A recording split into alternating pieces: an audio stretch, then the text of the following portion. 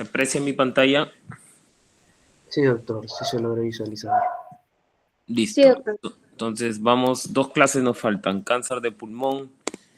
Y para Y hablar de cáncer de pulmón, la definición pues es específicamente es una tumoración que nace de las células que recubren específicamente o tapizan las vías respiratorias, en este caso la parte del pulmón, ¿no? Es una proliferación desmesurada de las células que recubren las vías respiratorias. Generalmente tenemos 2 tipos de cáncer de pulmón, lo dividimos prácticamente así, en cáncer de pulmón de células pequeñas y el otro es el cáncer de pulmón de células no pequeñas en general. Ambos comparten la misma forma de diseminación, pueden diseminarse vía la sangre. Ya sabemos que en el pulmón es donde se da el intercambio gaseoso y toda la sangre específicamente llega al pulmón. Entonces, esta es una super, como se dice, una super carretera, ¿no? Es una super autopista que prácticamente alguna célula neoplásica puede salir y puede ir a todo el torrente sanguíneo y puede hacer metástasis en cualquier órgano. Específicamente es por eso que el cáncer de pulmón es tan agresivo, es muy agresivo específicamente. Por contigüidad, claro, puede invadir las zonas que están colindantes con el tumor y por vía linfática la mayoría de cánceres igual compromete los ganglios donde drena linfáticamente la zona afectada. ¿Ok? Entonces, el cáncer de pulmón en general, cuando sacamos la estadística Globocan a nivel mundial sobre cáncer de pulmón, va a quedar específicamente en primer lugar en el varón, ¿no? Y el segundo lugar entre todos los cánceres, entre varones y mujeres específicamente. Queda también a nivel mundial como la primera causa de mortalidad por cáncer en el varón, ¿ok? Y en el caso de las mujeres no tanto porque las mujeres no tienen mucho hábito de fumar a nivel general. Generalmente se presenta más en los países asiáticos o en las zonas asiáticas, como ahí está el viejo adagio, fumas como chino en quiebra, ¿no? Esto relacionado con el hábito de fumar. A nivel de Latinoamérica y el Caribe, nosotros los latinoamericanos, salvo los países como Chile, Argentina, quizás que son países más fríos, específicamente hay más hábito de fumar, por eso específicamente acá, por ejemplo, tenemos que Uruguay, Argentina son los países en Latinoamérica que más reportan incidencia de cáncer de pulmón y particularmente el cáncer de pulmón, la mayoría se presenta en etapas avanzadas, por eso la mortalidad en rojo es muy alta, ¿no? Cerca de un 70-80%. Nosotros a nivel Perú no fumamos mucho, el cáncer del pulmón está como la antepenúltima causa de incidencia en cáncer, ok, en ambos sexos, y también miren la mortalidad cercana a un 90, un 95%. ¿Esto por qué? Por lo que ya les dije, la mayoría de los cánceres de pulmón, casi un 70-75% en promedio, se presentan en etapa 3 y en etapa 4. Dentro de factores de riesgo, el hábito tabáquico es el principal, el gas ratón, específicamente el fumar no solamente para el fumador, sino también para el fumador pasivo, ok, las radiaciones, la parte genética también juegan un factor importante. El tabaco es el factor más importante, sabemos que es un factor modificable y es responsable del 80% de muertes por cáncer de pulmón. Obviamente, si más fumas, más cigarrillos al día, tienes mayor probabilidad de hacer cáncer de pulmón. Y debemos tener en cuenta que también los fumadores pasivos, los que absorben el humo de los fumadores, también tienen más riesgo en comparación a las personas que no están expuestos a estos cigarrillos.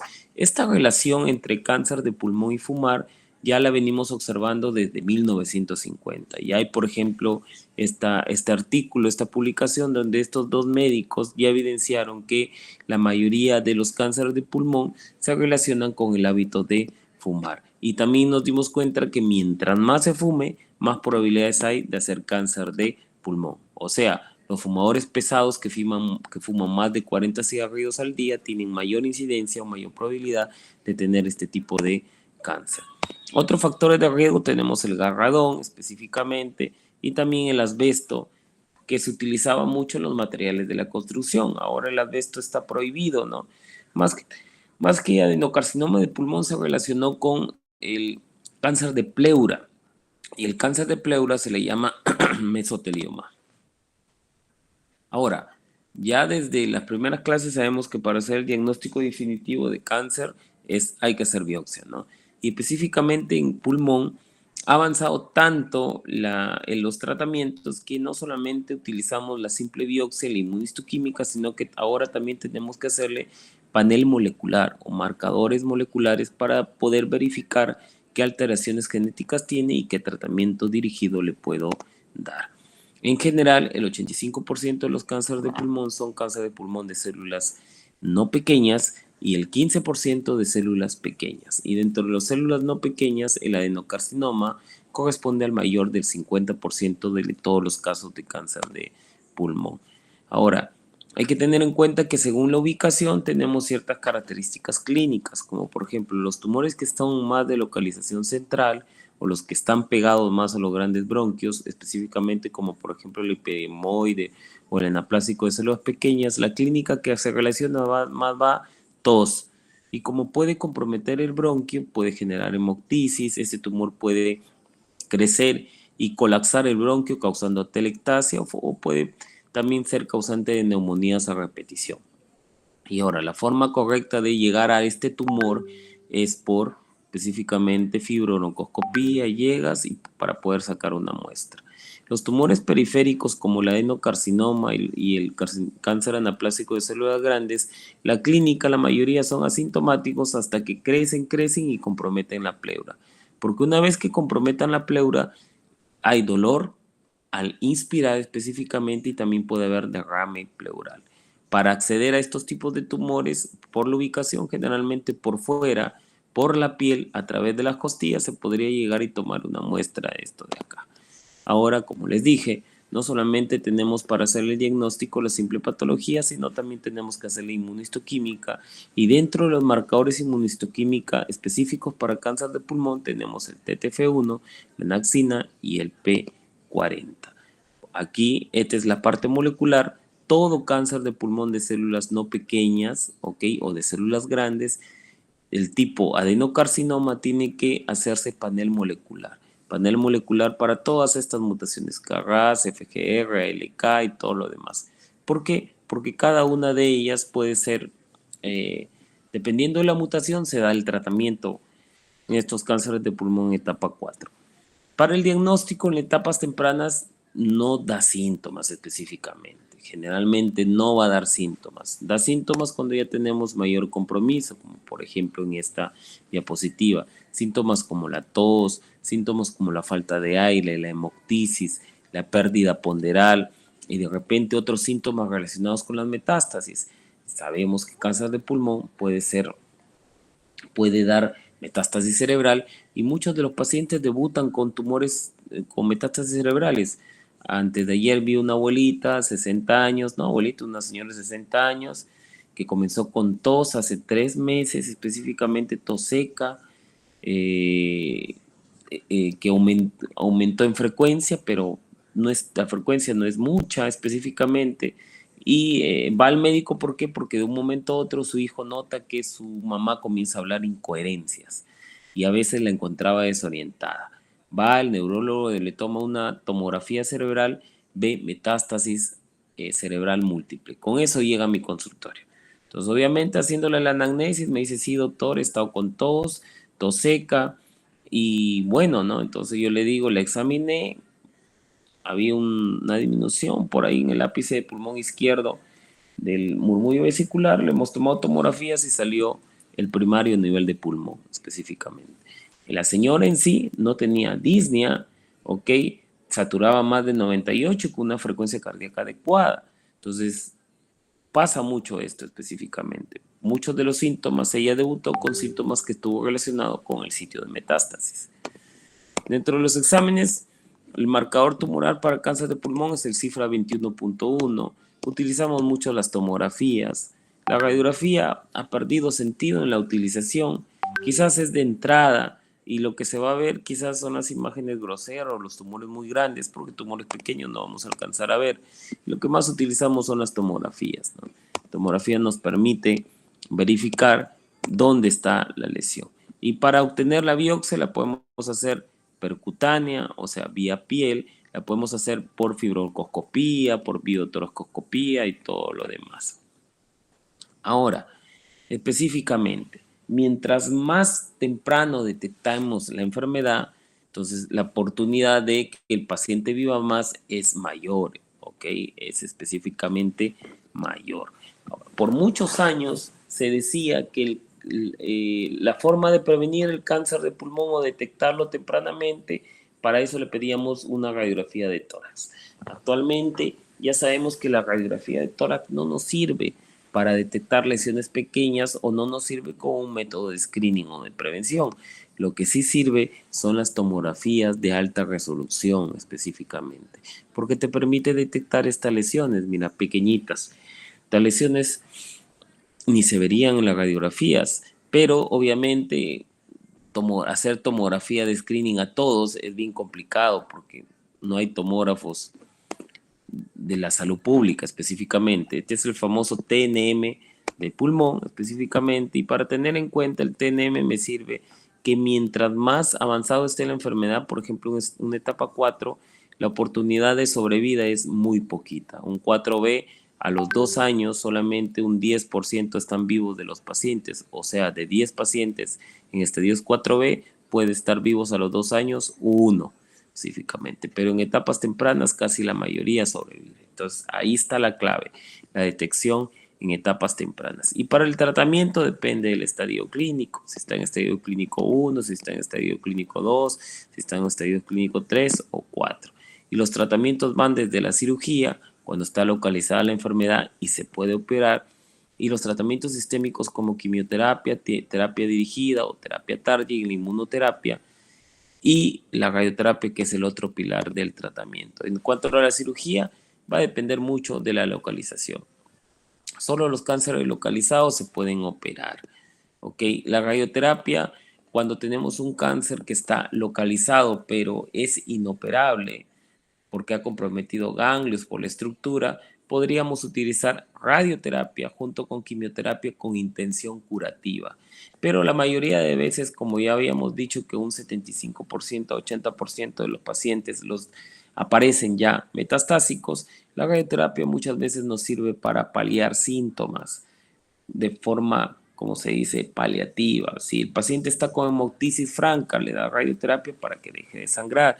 Si el paciente tiene metástasis cerebral y está convulsionando, tiene mucho dolor de cabeza, le das radioterapia cerebral para que deje de convulsionar. Si el paciente tiene metástasis ósea, tiene mucho dolor o compresión medular, le das radioterapia para que controlar la compresión. Y en la parte del tratamiento sistémico, la quimioterapia un poco la hemos dejado de lado. Antes, hace 10 años, 15 años, quizás un paciente con cáncer de pulmón en etapa 4 con tratamiento vivía entre 6 meses a un año. Ahora, con todo lo que tenemos, la sobrevida se ha extendido a más de 2 años específicamente. Ahora, muy importante lo que les comenté, todo paciente con cáncer de pulmón de células no pequeñas, tipo adenocarcinoma, va a mutación genética, panel molecular y también de panel de inmunoterapia. ¿Por qué? Porque si hay determinada mutación, me genera un tratamiento específico. El 13% de los cánceres adenocarcinoma de pulmón en etapa 4 tienen mutación FGR. ¿Y qué significa? Que para la mutación FGR ya se ha demostrado que el mejor tratamiento son las pastillas, estas pastillas llamadas osimertinib, que las tenemos actualmente en el Ministerio de Salud. Si tuviera traslocación ALK, que la traslocación ALK solamente es un 4% de todos los pacientes adenocarcinoma en etapa 4, utilizamos medicamentos como lorlatinib, crizotinib, y si tuviera KRAS, cetuximab y otras moléculas específicamente dirigidas. Entonces, va a depender mucho. En los estadios tempranos, generalmente se hace cirugía. En los estadios ya un poquito más avanzados, se da quimioradioterapia, y en la etapa metastásica siempre hay que hacerle panel molecular para verificar qué podemos dar al paciente. Ahora, esto es en cuanto a cáncer de pulmón. El otro es el linfomas. Linfomas es una clase cortita, específicamente. Los linfomas en sí son neoplasias malignas que afectan al sistema linfoide, a las células del sistema linfoide. Y sistema linfático linfoide lo encontramos en varios sitios de nuestro cuerpo, desde los ganglios, que es lo más común, hasta las amígdalas, el timo, el vaso, el intestino, el cerebro, ¿ok? Por todos lados tenemos tejido linfático, tejido linfoide. Sabemos además que los linfomas nacen a partir de los linfocitos, son proliferación de linfocitos alterados. ¿Y los linfocitos dónde nacen? En la médula ósea. De la médula ósea nacen los linfocitos y van a los ganglios, de repente van al timo a terminar su maduración, su entrenamiento, y después se dirigen a los ganglios y a otros tejidos, como se podría decir, como policías que forman parte de nuestra inmunidad innata específicamente. Epidemiológicamente, a nivel mundial, el linfoma no pertenece a uno de los cánceres o neoplasias más frecuentes específicamente. Vemos más que, por ejemplo, dentro de los dos tipos de linfoma que tenemos, linfoma de Hodgkin y no Hodgkin, el linfoma de Hodgkin predomina más en Europa, en Norteamérica, y su mortalidad es baja. Su mortalidad es baja en todas partes del mundo. Miren, nosotros en Latinoamérica y el Caribe también hay una mortalidad baja.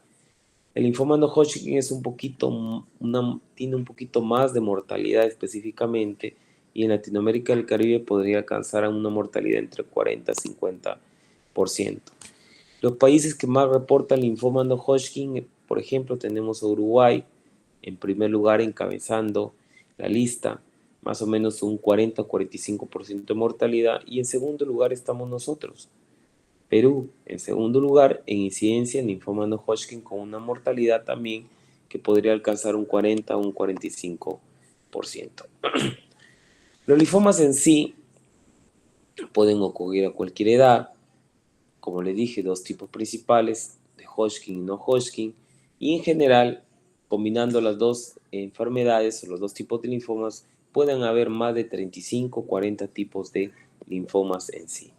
80, como dije, que nacían en los linfocitos, y como tenemos linfocitos B y linfocitos T, el 80-85% son de linfocitos B, el otro porcentaje son de linfocitos T y otros son de células natural killer específicamente. Tenemos una proliferación desmesurada o acelerada de estos linfocitos, pero en realidad estos linfocitos no funcionan. Son soldados sin armas, por así decirlo.